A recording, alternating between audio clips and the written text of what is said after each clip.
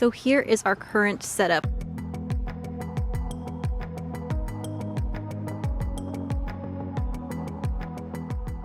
Hey guys, welcome back to another video. Today's video is going to be really relevant for a lot of you guys watching who own soap businesses, and with the weather warming up, we all know that the farmers markets are coming back. And so on today's video, I will show you how we prepare for our farmers market. So come along with us.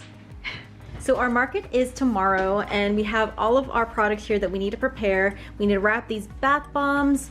Kayla's over here wrapping some soap. Whoa, Which side are you coming on? He's wrapping these soaps that we have had curing for a long time. We cannot wait to debut our tall and skinny soaps to this market. So excited about that.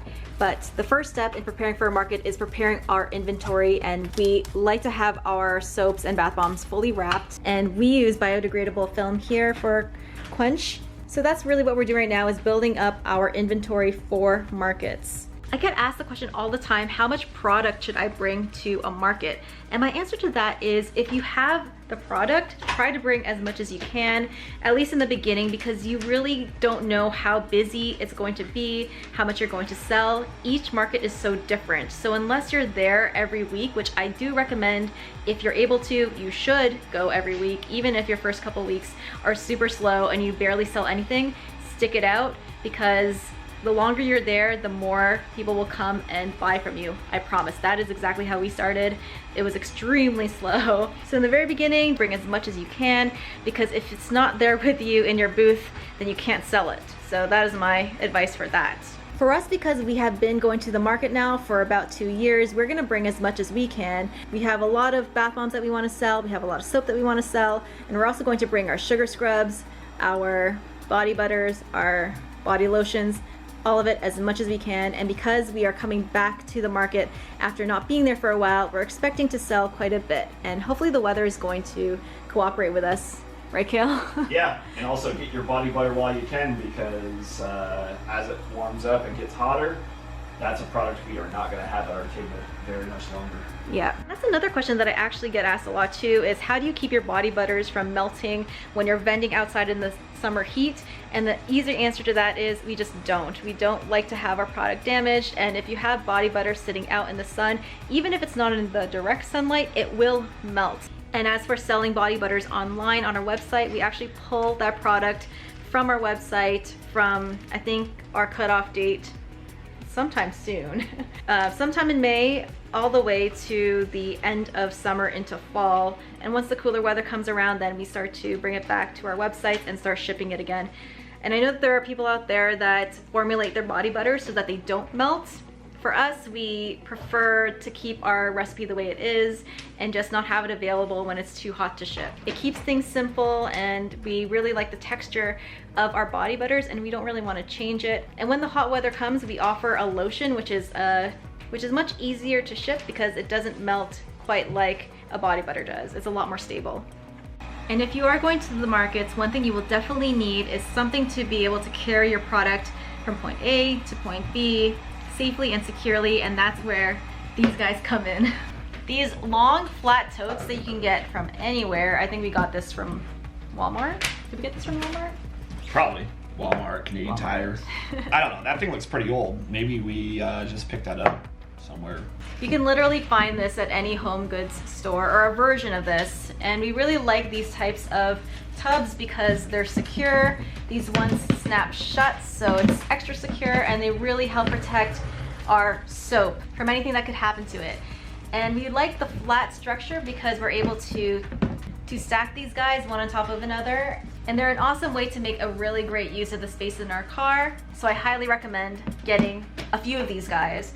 We use 2 of these, one for soaps and shampoo bars, and another one to transport bath bombs, because we find that this is a really great way to protect both of those guys from any harm. To transport everything else, we use a taller version of these totes. I don't have an example of it here right now, but again, you can find them at any home goods store. Look at the tall and skinny version of our orange patchouli bars. I love how these look so much. They are just absolutely gorgeous. And here is the tall and skinny version of our rosemary mint bars. Wow, they just look fantastic. Love them. And of course, our bestseller, the tall and skinny version of our Georgian Bay bars. Smells so good. So what Kale's doing now is printing off some labels because we need to label all of these soaps that we are taking with us to market. And as you can see, here is our short and squat old bar shape. And then over here, this is the raspberry vanilla right here. And then over here you see our taller and skinnier bars. And over here are some shampoo bars that we also will be taking to market. Everything has to be wrapped and labeled. So that is the step that we are at right now, is just labeling everything and getting it ready to put into their totes. These lip balms also have to be labeled as well. And I think, does every flavor have the proper jar for it, Kale, or do I have to make new jar labels for other flavors? I'm gonna have to check that. We don't have one for creamy caramel. Okay, so that's something I'm gonna have to make. Okay, cool. Yeah. Got you.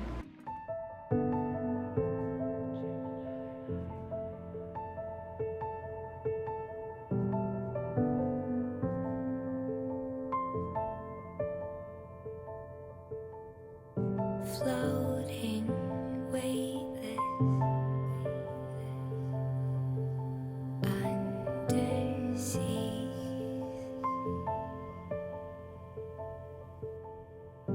diving, conscious, like a dream.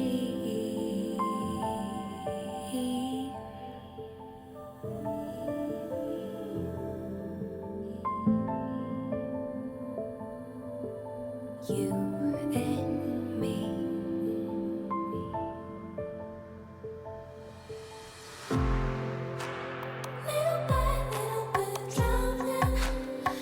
So this is all of the soap that we wrapped and that we are going to have ready for the market. And Kayla's just finishing off these conditioner bars and shampoo bars.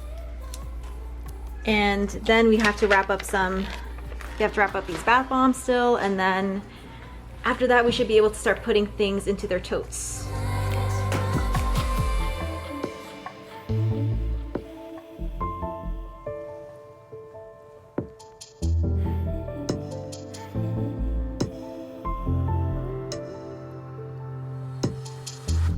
Like these frozen. And as you can see here, we have about 4 to 3 of each type of scent. And we found for our particular market that this is a good balance.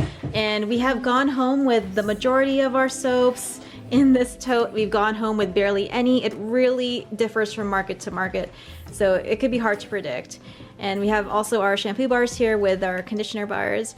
Everything is wrapped and ready to go, and there's still some space in this tote, and normally I like to throw in random odds and ends in there if we find something last minute, but this is normally what our soap and shampoo bar tote looks like. Here's Kale putting away the lip balms into their box.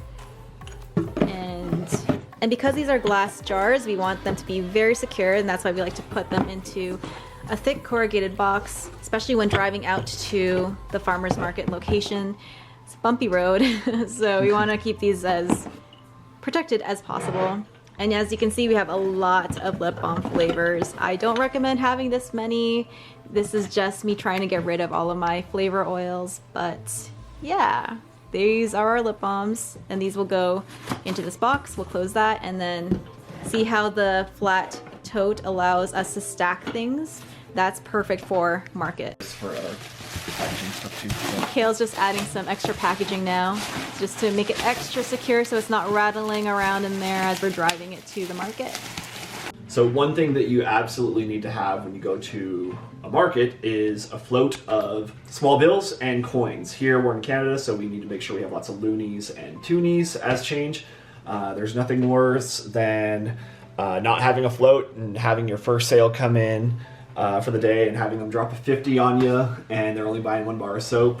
You want to be ready for that. We always like to have a float of about $150, and most of that will be loonies, toonies, and fives. I might have 1 or 2 tens in there, but it will be a lot of $5 bills, $2 coins, $1 coins. We like to put our float into these things. These are waiter's aprons and they go around our waist. And the reason why we like these guys is because we carry our money around with us. The money box is clunky, and if you gotta leave your booth for whatever reason, it's really obvious that that is where your money is. With this guy, you carry it with you, or if you have to put it away somewhere, you can easily hide it, and it's not as obvious as a big clunky money box. But with that being said, putting your money in here is a little less secure than a money box, so you kind of have to weigh out your options. For us, because we like to be mobile, we're always on our feet, a waiter's apron is great for our purposes. Dempsey. This is also a really useful thing to have too, and this is basically a plastic small tote, and what we put into here is a lot of different odds and ends that really we can't put anywhere else. So for example, I like to use a soap dish from IKEA, and what I put on here are cards. And why I like to use this for our business cards is because we're out in the open, and if you put them in between these slots, they don't fly away in the wind, whereas if you have them flat on here, the wind can move them around, and it's so much easier for customers to just pick a card up that way, and that's why I like this guy. You can get the soap dish for like $5 at IKEA. And if you look into this tote, there's a bunch of junk in here. There's our business cards that we like to keep in here. We have twinkle lights that we were using when we had our booth indoors. And this is super important. These are, I don't know where the second one is, but we have two of these. These are our card readers. And now, Kale was saying that you don't want to turn a customer away because you don't have any change for them, that change being cash. The same reason why you don't want to be without this guy, and this is a card reader. People are gonna wanna pay with debit and credit. You're gonna lose a lot of sales if you don't have a way to collect debit and credit, so I would recommend you get a Square reader. I have a link in my description below if you wanna get set up with a Square reader. Highly, highly recommend these guys. And they charge by plugging them into your computer. That's the little port over there. And we like the ones that are the tap option, and they also read the card here through this slot. So these are amazing, and we have, yeah, we would have easily lost hundreds of dollars worth of sales if we didn't have one of those. Another great thing to have at Market are these little signs. I think I got these from Michael's? No, I got these from Amazon.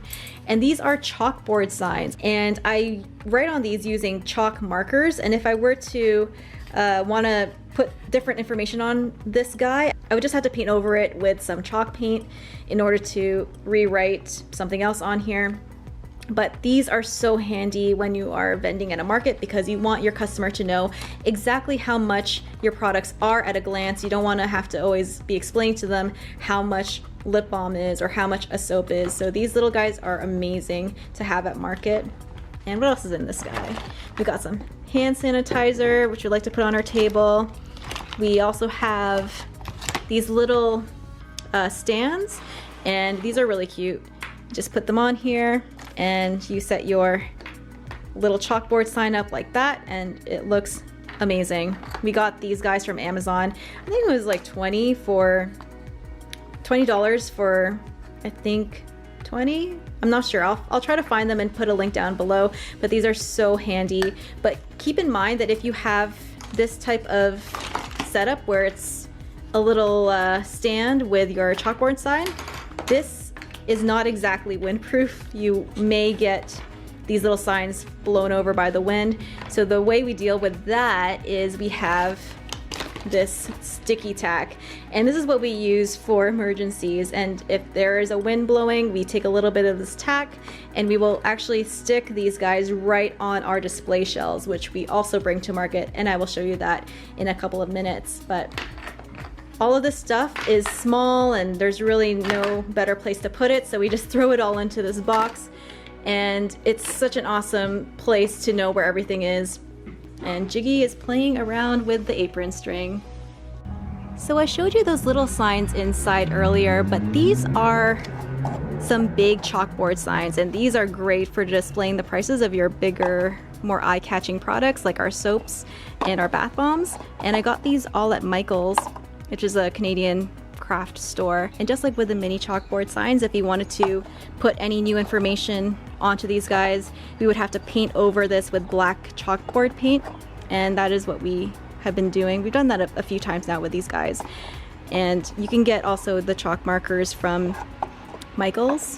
And we like getting them in these really nice bright neon colors because they really stand out and they're really great for catching people's attention and they can see the prices clearly at a glance. These guys are awesome for that. And the signs are sitting on top of these wooden crates, which we like to use to add extra height to our booth. We like to have different levels of height when it comes to displaying our items because that makes everything look so much better. And these guys here, these metal tins, we like to put our bath bombs in there and they're super easy to stack and port around because they're pretty much indestructible. And I got these tins from the dollar store. I think I got this from the dollar store too. I think this wooden crate was from IKEA. And these trays down here were also from the dollar store. So if you're stuck on ways to display your products, I would highly recommend going to the dollar store. There are so many cool things there that you can use that are so affordable for your products that look amazing. And if you are going to market, you always want to make sure that this guy is charged because they charge through a USB cable like I mentioned, and the way you would check to see whether or not they are charged is you would press this little button here and it's going to show some dots. Because there are 4, this is actually fully charged. And you also want to make sure that it's connected to your phone because that is how you take your payments. So I'm just going to quickly check my settings and I'm going to click, it's hard to see here, but there's under settings, there's something called hardware. And then the first menu item is the square reader. I'm going to click connect a reader here. And then it's going to instruct you to press and hold the button on your reader until the orange lights flash. There you go. And it's pairing it right over here and then it's connected. That easy. And because we have 2, I should actually write on here that this is contactless chip 5983 so that I know this is the right one because I confuse the 2 sometimes. But yeah, that's something that should go on your to-do list to check before you head out to market because nothing sucks more than bringing a card reader that is dead and is not charged, which I have done before actually. So I have the jars that I want to take to market in their boxes, and now to have them all even extra secure, I have this big deep tote that I will use. This also makes organizing everything so much easier, and when you are going to market, the more organized you are, the better, trust me. Another essential that you definitely need when you're vending outdoors is a tablecloth for your tables. We have 3 tables, right, Kale? 3. Yep, so 3 tablecloths for 3 tables. We have our shopping bags. We have 3 sizes of shopping bags. We got these small sandwich bags for single items. We have shopping bags that are medium size, which is what we mostly use, and that's when people order or buy 3 or more items. And then we have really large ones, which I don't see here. Are we bringing the large bags tomorrow? What do you think? Let's bring some. Yep. Yeah, okay, great. And then we have our 2 totes. One is filled with soap, the other is filled with bath bombs. Kale likes to cover the bath bombs up with a towel, which is smart because we don't like these bath bombs touching sunlight, and we try to prevent the sunlight from touching our bath bombs as much as possible because if they're exposed to sunlight, they start to fade. So we cover them up. We have our big tote with all of our jarred products in there. And here's Kale with the large size That's a nice little bags. Yeah. top to keep everything snug. And here is our lip balms right here. So You wanted both of these, right? Sure. Let's just bring both. Okay. And yeah, that's pretty much all our product that we're bringing. So let's go check out the hardware, the equipment that we're bringing in addition to all of this. So here is our current setup. We've got our heavy duty canopy tent, which is a 10 foot by 10 foot. We have our 3 tables stacked over here, and we have weights to hold down our tent back there. Behind the tote that Kale just put in are our risers, our wooden risers that we display a lot of our product on, and that is where all our jarred product is in that tote. And we're just going to use a stacking system to stack the rest of our products. And Kale has a system totally down. We've done a lot of shows, and you'll find that the more you do it, the more comfortable you'll get, and you'll become more familiar as to what you can or cannot fit inside of your car. These risers are a weird shape, so in order to transport them easily from one place to another, we bring them around in a tub like this, and this helps us a lot.